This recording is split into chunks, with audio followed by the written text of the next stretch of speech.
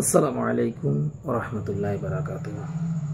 আলহামদুলিল্লাহ, সমস্ত প্রশংসা সেই মহান রব্বুল আলামিনের, যিনি আমাদেরকে তিনার শ্রেষ্ঠ হাবিবের উম্মত রূপে গ্রহণ করেছেন।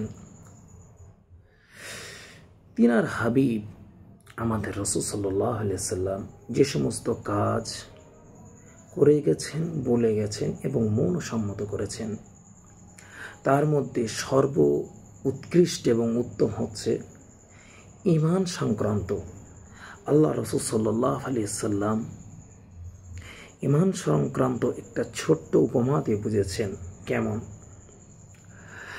যে আল্লাহ রাসূল সাল্লাল্লাহু আলাইহি সাল্লাম বলেছেন, কে হে সে পাপ, কে হে সে পাপ, যে পাপ আপনার আমার মনে দেয় না তাপ, সেটা হলো পাপ।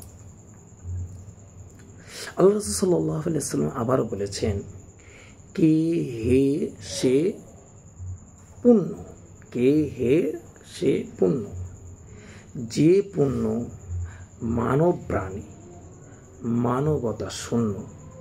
আল্লাহ রাসূল সাল্লাল্লাহু আলাইহি সাল্লাম এটাকে পুণ্য বলেছেন।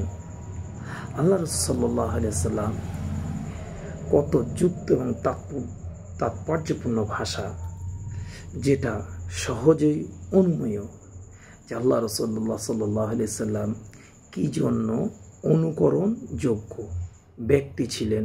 আমাদের সমস্ত কিছু বিচার বিশ্লেষণ তাকে ঘিরে। আসসালামু আলাইকুম।